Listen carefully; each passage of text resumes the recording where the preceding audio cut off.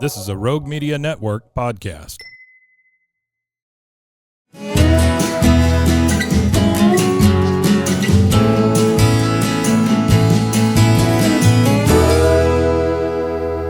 This is Central Texas Life with Ann Harder.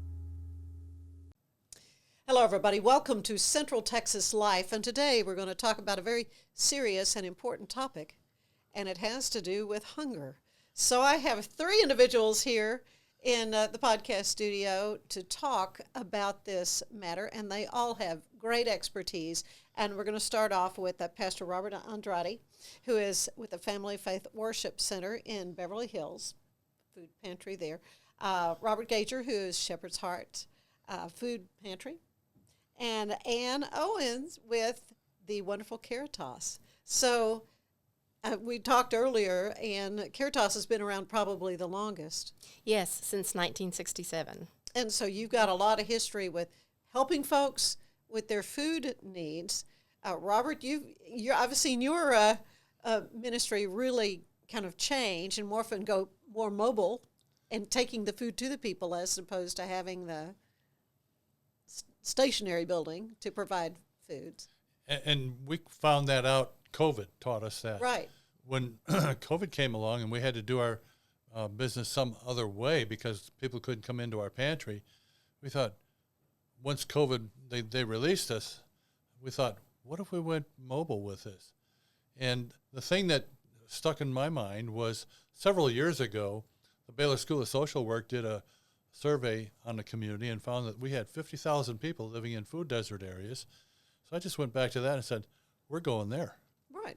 And so that changed everything, because what we found was that when we started doing that, our new client rate was running 40 to 50% for the first several months, because there were people living in those areas that couldn't get to our pantry. But needed it. Yes. But needed it. Needed help. Pastor, so you are there in a specific area. So tell me a little bit about your food pantry. So we are located in the Beverly Hills area, as you stated. To many Wacoans, it's known as the South Waco area. And we predominantly see Hispanics, or those Spanish-speaking. But people come from all over Waco, and even rural communities. They will come in from Marlin, from Chilton, from Hillsborough, all of those areas. We even see people come from that. And how long have you been in existence? So in 2005, we got a call from Caritas that they had some bread, and we would be interested in perhaps distributing it at our church. And so who would have ever thought that 19 years later, we would have a full-blown pantry at our church. And so that's how we started. You know, we're going on 19 years of providing groceries to the community with great partners such as Caritas and Shepherd's Heart. Well, and of course, you've been there at Caritas for 10 years. Yes. Now, so you've seen a lot. Mm-hmm. I think the first thing we really want to talk about is how great the need is now and how that has changed. Yes, and especially this year and last year with inflation the way it was, it's really hit families hard. And it continues to hit families hard. We're seeing more community neighbors come in that need assistance.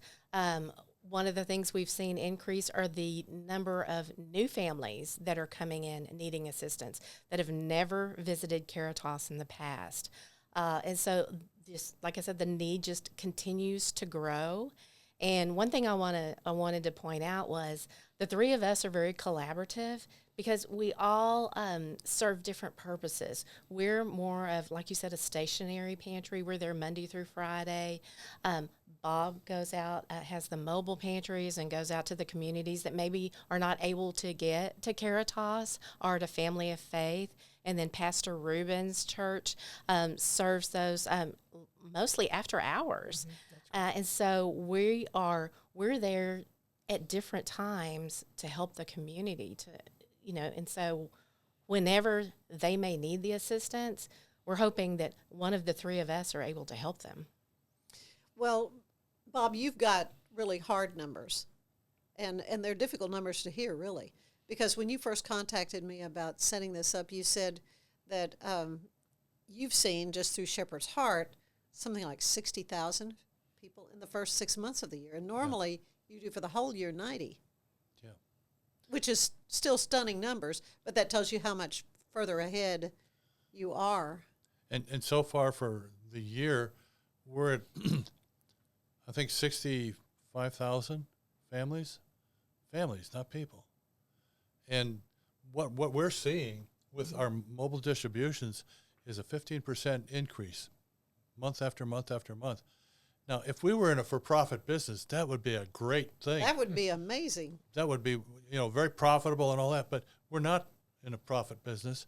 But it's just a whole lot more people that are coming for assistance. And, I mean, it's amazing how many more people we are seeing. Let me just mention something to you, that a report that I got earlier this year from the United Way. It's called the ALICE report. ALICE stands for Asset Limited, Income Constrained, and Employed. We know what our numbers are in the community. We've got about 37,000 some people that are at or below the poverty line here in Waco area, in the greater Waco area. The ALICE report is another 29% of people, mainly middle income working people, that are on top of that. That's another 47,560 people. We've got almost 85,000 people that we're trying to assist, because it's not just the low income people, it's the middle income people that are getting squeezed. And these are families that have both husband and wife working. They have 2 car payments. They have house payment. Children are expensive with the price of fuel and food. It's just, we can't do everything. That's what their situation is. And so they're looking for help from us. And I know all now 3 of us. credit card debt is just skyrocketing because people are using their credit cards just to pay for food. Mm-hmm.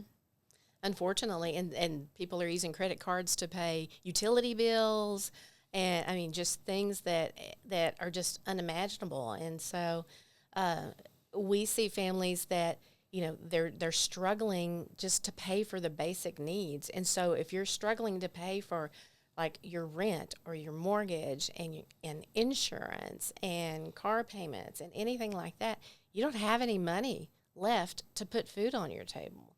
And so that's why we need this community to really shore up the pantries that are here and help those in our community neighbors that are so much in need. Now, Pastor, in your circle of the world, your corner of the world, what are you finding as far as people being able to help you and partner with you in the effort of providing foods for folks? So, as Bob and Ann just stated, the overwhelming number of people that we're seeing are the middle class, okay?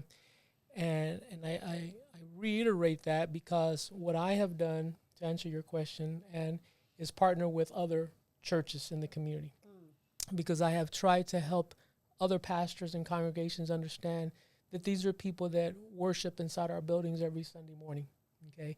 These are people who, as they alluded to, who are middle class, working. They're not unemployed. They're not homeless. And so it's very important to engage the faith community, because a lot of times, as Ann mentioned earlier, people are stigmatized by going to a social service agency. What are you doing there? Did you see who I saw there? And so on and so forth, okay? And then on the flip side of that, even if they were to go, they can't because of work. They're working. So that's where we've partnered with other churches, and they have been very resourceful and hosting mobile food distributions at their church parking lots and getting volunteers to be able to meet after hours, after 5 o'clock, as late as 7:30, sometimes 8 in the evening, to those working families who are coming. So they've been very instrumental in being able to fill that time. Well, which means you have to have volunteers. You have to have folks that are partnering with you just to get the work done. Right? Definitely, because it is work. It's just not about handing out groceries, but it's about loading vehicles or loading the box truck and moving pallets and then driving them to their destination and having to unload them there and set up. And then, you've got to sign people in. And it is really an undertaking. And so we've asked pastors to be able to have at least anywhere between 20 to 25 volunteers. I'm proud to say, or happy to say, that they have surpassed that amount. We've gotten 30 to 40 volunteers. That's great. Yeah. And so after the distribution, many of the congregants are saying, this is what the church is really about, helping your neighbor. And where we had planned to have one mobile food distribution has now turned into an every month distribution. So yes, the resources in regards to the manpower and the facilities have been there, but it's just the need is just so great that one or two churches can't do it after hours, just like these guys do it during the day. And then the financial resources that are needed to be able to help these families. It's just, I've always said that, people are not going to think about going and applying for a job. Our children are going to not do well in school if they have an empty stomach. Right. And so if we can, as a church, meet that basic need, but as a community as a whole, it's going to take, what we're seeing right now with inflation and the cost, just what Ann and Bob had alluded to. It's the working class. It's people who we can't even imagine or wouldn't imagine, I will say this, and with all respect, that I have seen here in the past several months, individuals from other social service agencies come to our mobile food distributions. These are people who sit on the other side of the desk to service those in need, and they themselves are now having to come to receive food. Mm-hmm. Yeah, Bob, another thing that I had noticed that you all had put on Facebook was a post about, now school is back in session, which is great because that means for a lot of children who may, they've got at least guaranteed a meal, but the way they allocate it, it's little child-sized portions and not meeting the needs of the teenagers who I can assure you eat a lot more. That's true. I never even was aware of that as being an issue and a problem. Well, it always has been, but we have pantries in several schools, and I visit with those social workers that run those programs in the schools, and this is information they're telling me. And what I've learned of that is that it's not the school's policy, it's the way that federal program works. If they want that federal program in their school, they have to follow all those rules. And it makes no sense to me to establish the meal size around elementary children, what they would eat, all the way up to high school. I'm thinking when I was in high school and a football player, I ate everything I could get my hands on. I know you did. And so, and the rules make it difficult for the kids because in high school they can't go back for seconds. So the school teachers and social workers, they have to find ways to get them more food. In addition to that, they're throwing a lot of that food away at the end of the day. It's like, wait a minute, we need to do something with that. If they can't do something to adjust the meal size, or if they need seconds, otherwise they'd have to pay for it, the seconds. Right, and they can't pay for it to begin with. And 90% of the students that we have in Waco ISD are at or below the poverty line. Mm-hmm. So they're not going to be able to pay for that second portion. But something needs to be done with that. And I think that's where our government needs to wake up and do something about this. I don't know how to change that. I'm not a politician or anything like that, but that just doesn't make any sense to me. Yeah, how could that even get started? I mean, who do you go to say we've got to not be throwing this food away if we've got a 16-year-old high school junior that could eat 3 portions, Easily, yeah. Yeah. Yeah, the basketball players, all the athletic kids, they'll go 4 or 5 plates. Yeah. Yeah. Just one aspect that was kind of a surprise to me to even know that was an issue. And of course, you mentioned getting community leaders more involved. Can we talk a little bit more about that? Who is it you're hoping?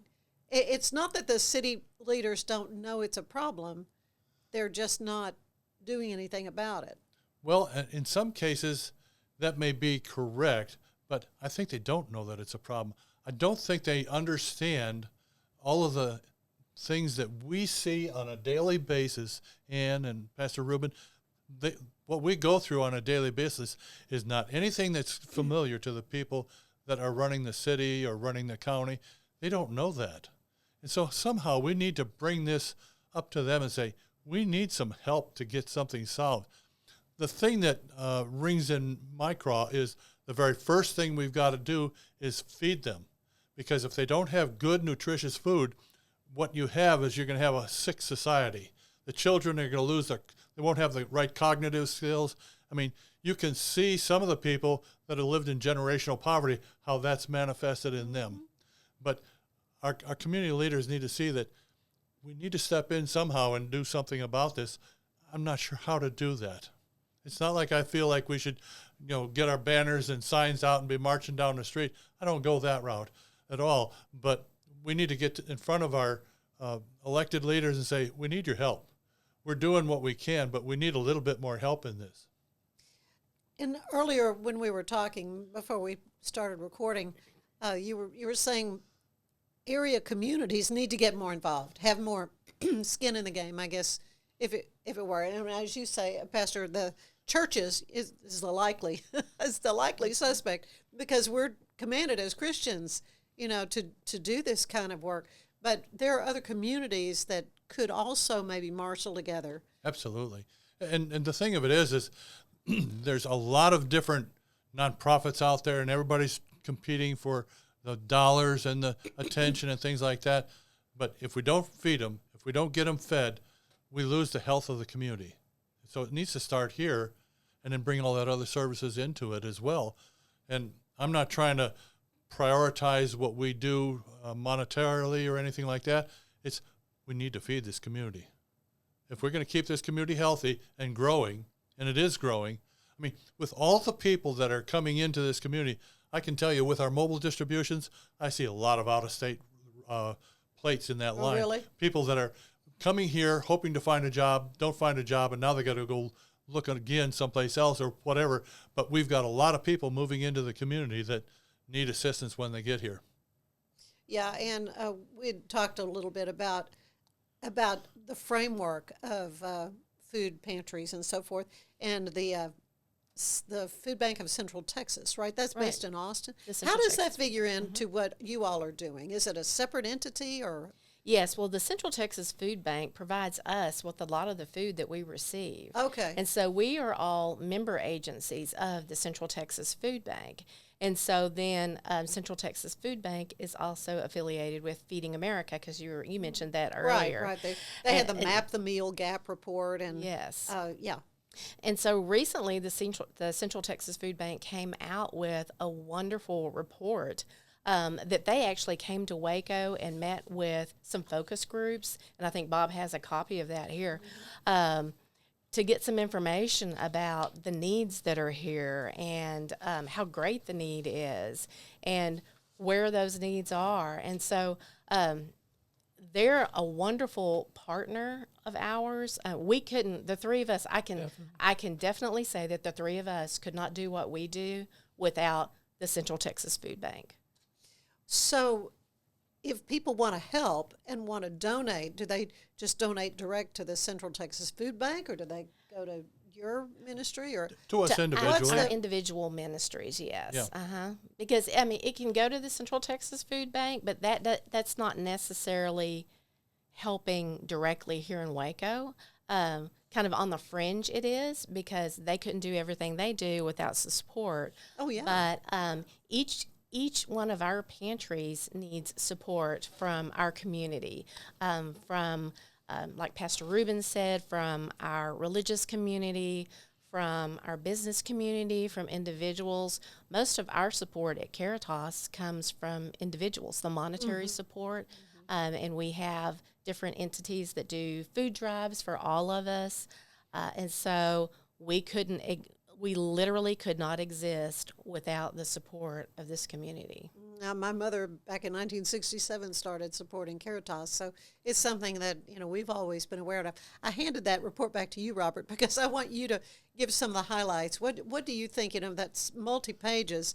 There's a lot of information here about the need that is here in the greater Waco area. The one thing that this report really speaks is in percentages of things. And so what I look at is, well, what are those numbers? And then when we compare some of these numbers, let me get to another page, Ann, because I've got some of the stuff marked on here. And I would bet some of that is found online as well. Here. Feeding America, yeah. Yeah, compared to Texas, we're higher in some categories. Our obesity rate here is higher. We're 39.2%, have a 39.2% obesity rate. What that means is that's 64,288 people that are in that range. We have a diabetes rate that's 12.2%. That's kind of in the middle. That's over 20,000 people with diabetes. And heart disease, 5.7. Again, we're back in the middle zone there. That's over 9,000, 9398. And this report goes on and on and on. It talks about things like that. But what I have learned in the 15 years I've been doing this kind of work is that if we can feed them right, we don't run into these kind of things. Right, they're eating the wrong things. They're eating junk food, easy and that's things why to get. And when we first started, and when we had several lines all around our pantry, I just thought, well, I got these people in line for a while. Let's just survey some things, and I started putting a list of questions together. I found out that we had 66% of the people in line were diabetic, and what jumped into my head was the report that the Baylor School of Social Work did on the food deserts, because they're eating junk food. They're eating that stuff that isn't healthy for them, all that prepared food that's not healthy for them. And so we've got too many people eating junk food, not eating fresh, healthy food like we supply at all of our pantries. Right, and I think one of those reasons is because of the food deserts, what you have are convenience stores. right. And so They're not that's where selling, fresh produce. No, they're not. speak And of. so it's number one, it's easier. Junk food, for the most part, is cheaper than going to the grocery store and buying fresh fruit and vegetables, things that are healthier. And the other part is education. We all need to do a better job of education. We try to at our pantry when we have sometimes we'll have nutritionists from Baylor that will come in, and they'll take things from our pantry and do a cooking presentation. Oh, that's good. And we try to, whenever we can, provide menus that have nutrition information on it.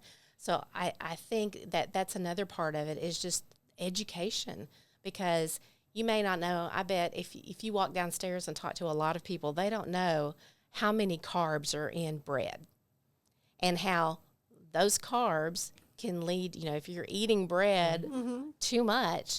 Then Sandwiches are easy and cheap, though. Yeah, That's exactly. exactly right. Exactly. And so that's going to lead to diabetes. Chips, things like that. And so, again, a great part of that is just education. Yeah, and Pastor Ruben, it's not just food, though. I mean, folks have to have laundry detergent and paper towels and things like that. So more than just the food, it's all of the things that cost so much money at the market. Yes, individuals do not only come for food, as you just stated. They are looking for diapers for their children. Oh, yeah. They're looking for adult diapers for their parents. The hygiene products, the laundry detergent, as you stated, because all of this, again, has increased with inflation. And so we'll have people come in, and after they're leaving with their groceries, they'll stop by and say, "Pastor, do you have any diapers? Do you have any laundry detergent?" And so on and so forth. And as Bob mentioned, that goes even into the schools. We have coaches and counselors who call us and say, "Do you have feminine hygiene products for these high school girls?" "Pastor, thank you for the soap that you donated, because, it's a totally different self-esteem for this youngster after they take a shower and they smell good. It just changes the dynamics of their day." And so, yes, in addition to food, there are the other personal hygiene products and feminine hygiene products, that are being requested every week. Oh, yeah. Yeah, it's, I guess, the stunning thing, though, is the inflation and how that has impacted. It says the national average cost per meal rises to $3.99 in 2022, what is it now? I mean, it's got to be way worse than that. What I will say is that I know that our objective here was to get the word out in our community, is that it's obviously substantially higher, but it's not the face of hunger now is not the people who, with all respect, are on the street corner with a sign. Right. That is not the face of hunger alone. It's not the individuals who are at the unemployment office, okay? It's the individuals that work for the city of Waco, that work in this building here, okay? They drive very nice vehicles, okay? But they have come upon hard times. Yeah. And if our community would understand and realize that their next door neighbor, you know, I remember the times where we could go to the next door neighbor and say, do you have a can of tomato sauce? Yeah, or a cup of sugar. A cup of sugar or anything, Right. you know, and because of the pride, self-esteem, or because of the lack of knowing that they're in the same situation that we are in, you know. And so the face has just totally changed. I tell my volunteers, when you see someone drive up in a Mercedes or BMW or Lexus, we will not criticize. We will not judge. That's not what we're here for. We don't know the story. Right. Perhaps they've lost their job. Perhaps that car will be repossessed in a couple of weeks. We don't know. But the face of hunger in Waco has changed. And I would hope that those listening today would understand that it's their aunt, their uncle, their grandma, the people they worship with, okay? Their next door neighbor. It's just something that I've even had to tell my congregation, how can we feed the community if we're not taking care of the people who worship here? So step out of your pride, okay?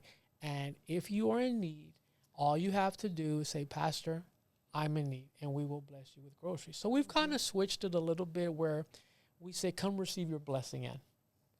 Everybody wants a blessing, right? Yeah. And so we've kind of used that tagline to say, come receive your blessing. We want to bless you in this way. Exactly. And I think the other face to hunger in our society and our community here in Waco is college students. Yeah. Some may not know that maybe 8 years ago, I approached Baylor University to do the Baylor Free Farmers Market. People pushed that back. They pushed that idea back. You're at the wrong place. These Baylor kids don't need it, and so on and so forth. Well, 9 years later, 8-9 years later, they have this still every semester. They have a food pantry now on campus, okay? And I remember the first time when we had that, many students said, I can't remember when's the last time I was able to afford fresh produce, as Ann mentioned, okay? Because all they could afford or what was available was the junk food, right? Okay?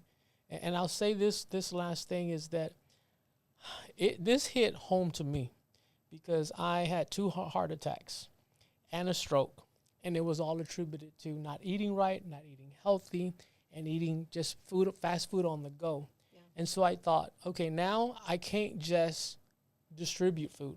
I've got to educate these people. Yeah. I've got to let them know how to eat healthy. We've got to have cooking classes and so on and so forth. So there's a holistic approach here that we're all talking about that's essential. It is so great to learn this, what all is happening. Let me just piggyback on something that Pastor Ruben mentioned. I'm going to talk first about the college students. There's a national statistic that 30% of our college students, they have 1 meal a day while they're trying to get an education. Right. That includes Baylor. We do a mobile distribution once a month at Baylor. And it's incredible to me because the group that we feed the most is the international students. Yeah. And it doesn't make any sense to me that these young people come in, and some of them are grad students that are staying at the school to get higher up, but they have a visa to get here, but they can't get a job. They can't get a job. Right. How are they supposed to eat? And so when we have a distribution, most of the students that we're serving are these international students. Yeah. And so it just kind of breaks my heart to see that kind of stuff. That is surprising to me. I mean, but if they're not, living in a dorm and have the meal ticket, there's lots of food in the dorms, I know. Yeah. The needs throughout our community, if you look around, are just really, they're surprising. You mentioned the high school kids needing assistance. We have a whole lot of homeless high school students. Yes. Some of them have babies, and we provide the products that they need from our resale store, Things from the Heart. We give them whatever they need, and whether it's clothing, diapers, or whatever, okay, we give them whatever we can. Plus, we're feeding them. I mean, we've got a complicated mess that we're in. We didn't create it. We're trying to solve it, but we just need some help. Yeah. So how can folks help? How can we help? They can, of course, we can buy more food with a monetary donation than if they were to go to the grocery store and bring a bunch of canned goods. Yeah. But not to say that we don't appreciate those, because we certainly do. Like I mentioned earlier, there are a lot of businesses that do food drives for us, and we certainly appreciate those. We always need canned goods. We need, for our unhomed neighbors that come in, we need lots of pop-top type foods, and non-perishable foods, of course, granola bars, things like that.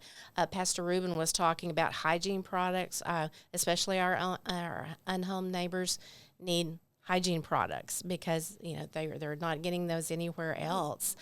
But then again, I go back to the monetary donations, and I know people kind of cringe when you mention money, but again, we can purchase a lot of food from the Central Texas Food Bank and from other resources, a lot more with $10 than you can, especially right now, spend at the grocery store.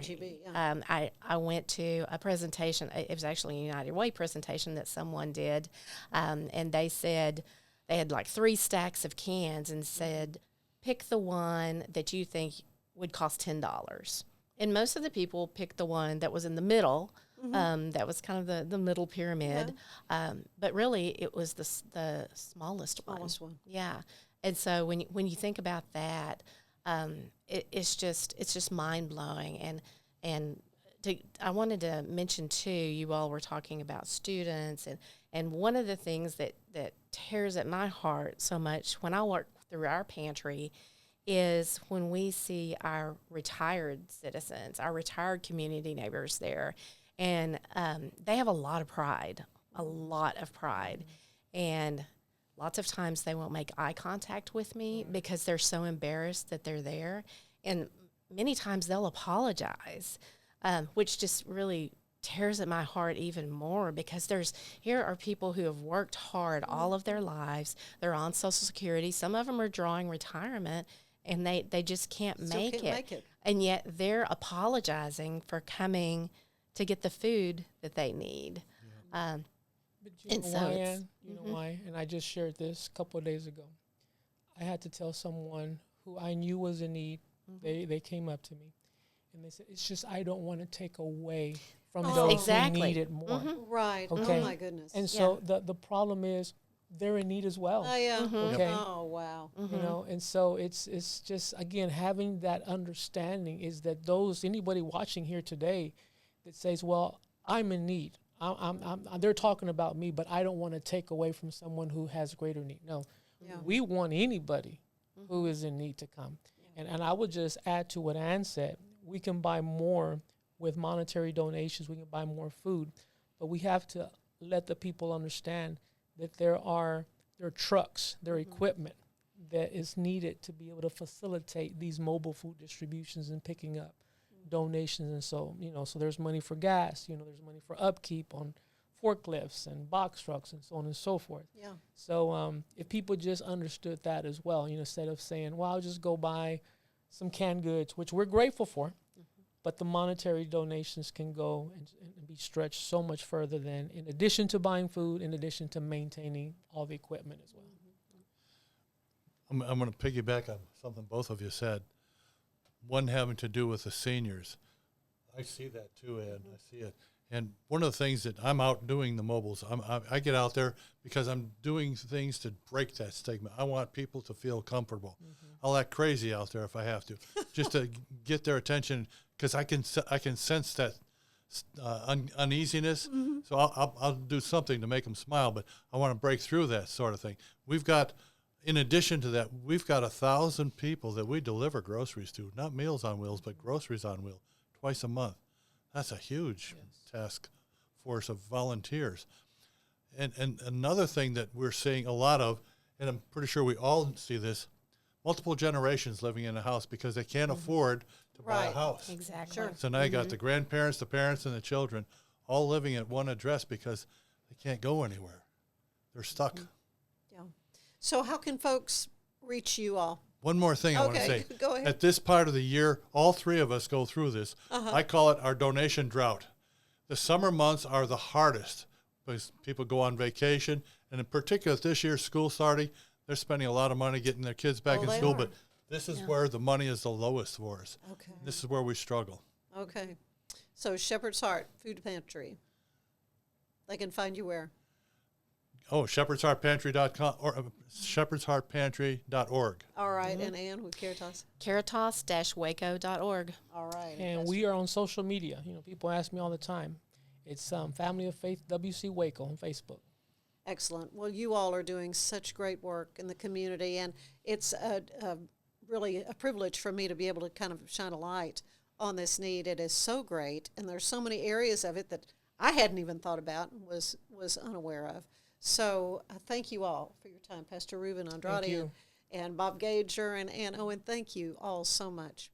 Thank you. Thank you, Ann. And Yes. it's an honor for us Yes. to be able to serve the community. It is. Us and all of our staff.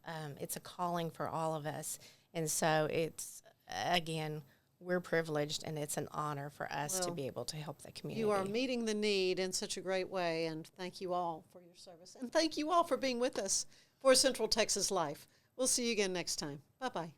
Central Texas Life with Ann Harder is part of the Rogue Media family. Be sure to check out our other shows at roguemedianetwork.com. Please rate this show 5 stars on iTunes, Spotify, YouTube, or anywhere you get your podcasts.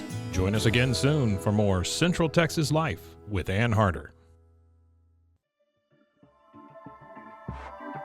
This has been a Rogue Media Network production.